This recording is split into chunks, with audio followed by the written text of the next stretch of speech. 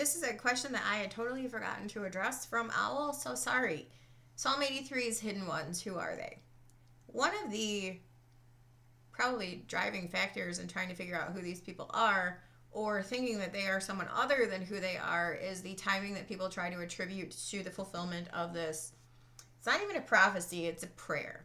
It is called an imprecatory prayer. It's a psalm of Asaph, who is asking God to, in finality, deal with those who stand against him. These are not specifically Israel's enemies. They are called enemies of God. Keep not thou silence, O God. Hold not thy peace, and be not still, O God. For lo, thine enemies. These are enemies of God. They are specifically listed in the chapter as being people groups that immediately surround Israel. But they are not Israel's enemies. They are God's enemies. When does God deal with his enemies in finality? One day, Judgment Day, Armageddon. When we look at the verses in Revelation and the sister passages through the major and minor prophets, which deal with the judgments of these places, we find that they are in conjunction with the second coming of Christ. Revelation, it calls them the cities of the nations fall. It is after the pouring out of the seventh vial, before the destruction of Babylon, which is the last thing that happens before Jesus returns at the second coming. In Revelation 16, it is called the cities of the nations fall. Very vague, but it is a reference to the fulfillment of all of the prophecies throughout the major and minor prophets of the final judgments of these places. Amos 1 and 2, Jeremiah 46 through 51, Isaiah 13 through 23. Zephaniah 2. I think those are the only places that I'm thinking of offhand anyway. All of those multiple places talk about the destruction of these people. Edom, that's Obadiah.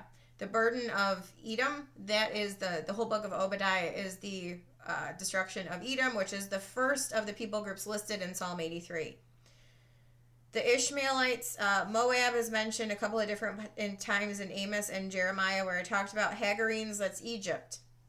Gebal, Ammon, Amalek, the Philistines, Tyre, Asher, which is the Assyrians, that's Nineveh. Nahum talks about the burden of Nineveh. That is the Nineveh was the capital of the Assyrian Empire, a derivative of Asher. So yes, Jonah went to Nineveh, but the final destruction of Nineveh is in Nahum. So if you read that, you will also see that it is tied to the second coming. When we know when Psalm 83 will find its ultimate fulfillment, when God judges his enemies in totality and finality at the second coming, the judgment in the Valley of Decision, the Battle of Armageddon.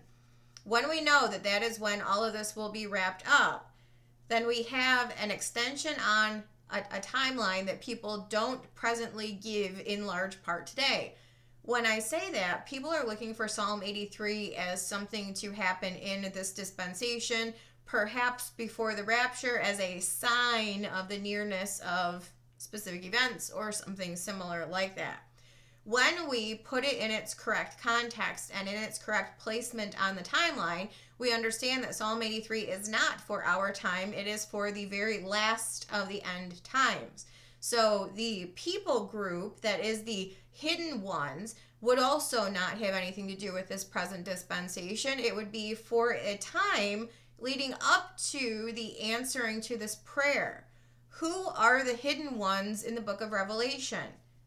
The remnant, who are supernaturally protected by God, and no one would know who they are until such a time, God in his foreknowledge, but no one else would know who they are until such a time as they attempt to flee. What happens when they are attempting to flee? Well, Satan in Revelation 12, we're told that he sends a flood after them and the earth opens up and swallows the flood. Who else tries to get at them while they're fleeing? This is actually Daniel 11.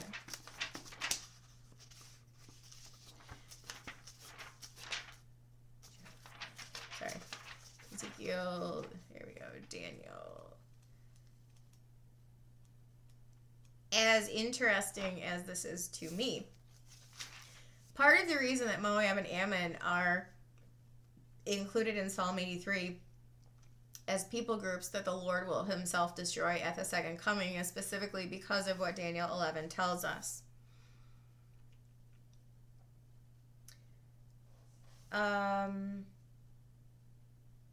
Obadiah also. I'll go there in a second. So after the abomination of desolation, which is midpoint, that's Daniel 11:36, it talks about the beast and going to war against peoples. At the time of the end shall the king of the south push at him, the king of the north shall come against him like a whirlwind, with chariots, with horsemen, with many ships. He shall enter into the country, he shall overflow and pass over. He shall enter also into the glorious land, and many countries shall be overthrown, but these shall escape out of his hand, even Edom and Moab and the chief of the children of Ammon. Why do Edom, Moab, and Ammon escape the hand of the beast for destruction during the 70th week? There's actually a prophecy in Numbers about this also. Numbers 24. Verse 17. I shall see him, but not now. I shall behold him, but not nigh. There shall come a star out of Jacob, and a scepter shall rise out of Israel. Star capitalized, scepter capitalized, talking about Jesus. And shall smite the corners of Moab, and destroy all the children of Sheth. Edom shall be a possession, Seir shall be a possession for his enemies. Israel shall do valiantly. Out of Jacob shall come he that shall have dominion, shall destroy him that reigneth of the city. When he looked on Amalek, he took up the parable, so it's against Amalek also. So you have Edom, Moab, Amalek that are specifically mentioned as not escaping out of the hand of Jesus. And you have in Daniel that Edom, Moab, and Ammon escape out of the hand of the beast. Why? Because they're left to Jesus to destroy. Why? Well, Obadiah tells us why Jesus, especially specifically Edom, why he's got some judgment coming from God himself. Amos, Obadiah, Jonah. Oh, there we go. Why? Why does God make it so that he gets to destroy Edom and Moab and Ammon? Numbers 24 prophecy. Daniel 7 says that they are allowed to escape out of the hand of the beast. Why? Because they're going to meet Jesus on Judgment Day. Why? Because when Israel was trying to flee,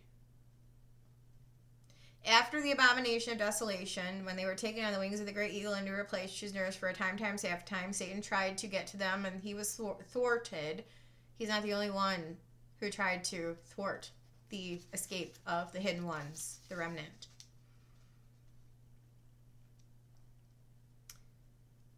This is language similar to what Psalm 83 says. Psalm 83 says they are confederate against thee. So let's actually, I'm going to grab similar language so that you can see, hopefully hear the easy truth of this. So let's go back to Psalm 83 for a second. Keep not thou silence, O God, hold not thy peace, be not still, O God, for lo, thine enemies make a tumult. They that hate thee, God, have lifted up the head. They have taken crafty counsel against thy people and consulted against thy hidden ones, remnant, fleeing remnant. What did they do? What did they try to do to these people who God was trying to preserve? All the men of thy confederacy. Obadiah is just one chapter, verse 7. The men that were at thy peace with thee have deceived thee, have prevailed against thee, that they eat bread, have laid the wound under thee, there is none understanding in him. Shall I not in that day, saith the Lord, even destroy the wise men out of Eden, and understanding Edom, and understanding out of the mount of Esau, which is Seir. Thy mighty men, O Timon, shall be dismayed to the end, that every one of the mount of Esau may be cut off by slaughter. Why? For thy violence against thy brother Jacob, shame shall cover thee, and thou shalt be cut off forever. What specific reference point is it that they tried to...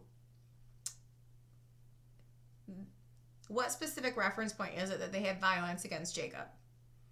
In the day that thou stoodest on the other side, in the day that the strangers carried away captive his forces and foreigners entered into his gates and cast lots upon Jerusalem. That's a reference to Daniel 11:39, which is just after Daniel 11:36. Daniel 11:36 is the abomination of desolation. Daniel 11:39 is the division of lots. Gosh, I can't talk. the division of the land for gain. Obadiah tells us that Edom escaped out of the hand of the beast and is left to Jesus to deal with, because Edom was one of the people who tried to not only violate Israel, but then to divide the land after they were sent fleeing at the abomination of desolation.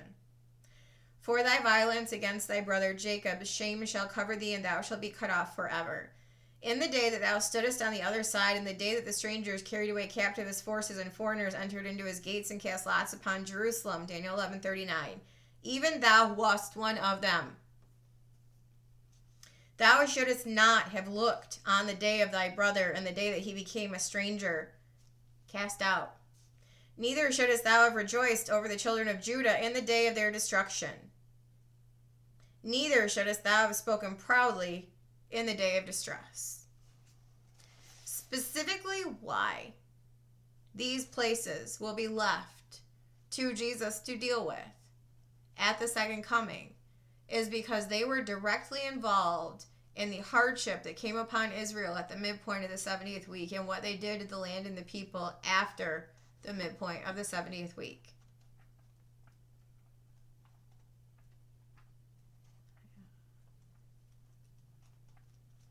I'm going to read the verses in Daniel real quick so that you can see the sequence of events and how this is all related.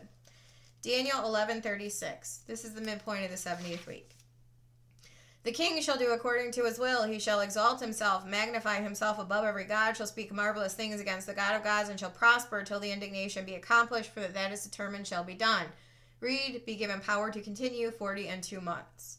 Neither shall he regard the God of his fathers, nor the desire of women, that's a reference to Jesus Christ, nor regard any god, for he shall magnify himself above all. But in his estate, in his form, shall he honor the God of forces, a God whom his fathers knew not, he honor with gold and silver, with precious stones, pleasant things. Thus shall he do in the most strongholds with a strange God, whom he shall acknowledge and increase with glory. He shall cause them to rule over many, and shall divide the land for gain. That's talking about exactly what Obadiah was talking about with reference to who divided the land, who sent Israel fleeing out of their land, and who committed violence against the ones who stayed back. That is why those people are allowed to escape out of the hand of the beast, and why there's a prophecy in Numbers saying that specifically Edom, Moab, Ammon, and Amalek will fall by the hand of Christ himself, because they did violence to Jacob and they parted his land. This is judgment in the valley of decision. This is also why Jesus supernaturally protects, why God supernaturally allows protection on a remnant, because if he didn't, no one would survive. But they do, because he brings it about. The hidden ones are the remnant. Like I said, no one will know who they are until that specific day in which they either decide to flee or die. God knows in his foreknowledge. No one else does. Thus, they are called hidden. Joel 3. What is the judgment of Armageddon, the judgment in the valley of decision specifically reserved for? For behold, in those days and in that time when I shall bring about the captivity of Judah and Jerusalem, I will gather all nations and will bring them down into the valley of Jehoshaphat, will plead with them for my people and for my heritage, whom they have scattered among the nations and parted my land. Literally, Armageddon and the judgment in the valley of Jehoshaphat is a direct result of them scattering Israel, parting his land, and trying to attack his fleeing remnant. Psalm 83 has everything to do with God wrapping up judgment of those people groups on that day for those reasons, and others probably, but specifically for attacking his people, sending them fleeing, trying to attack the fleeing remnant, and parting his land. And that is where the judgment comes from. Psalm 83 is just one of the passages that describes this, but when you drill down into the actual judgment of the land, the people groups mentioned in that psalm, it is all related to the second coming, and it is scattered throughout major and minor prophets as to the reasoning why, and their involvement respective to Israel is why they're being judged. Psalm 83 is second coming. So because it is second coming, you have to look at all of the possibilities up to that judgment. Who would be the hidden ones? The remnant. They have taken crafty counsel against thee. They have consulted against thy hidden ones. It's actually stated two different ways in the same passage. Same verse. They have taken crafty counsel against thy people, Israel. Who specifically of Israel consulted against thy hidden ones? That's the remnant. So, sorry I missed that question before. Thank you for mentioning it again so that I could answer it. Who are Psalm 83's hidden ones? Remnant. Revelation 12. If you guys have any questions or comments, let me know. Have a good day.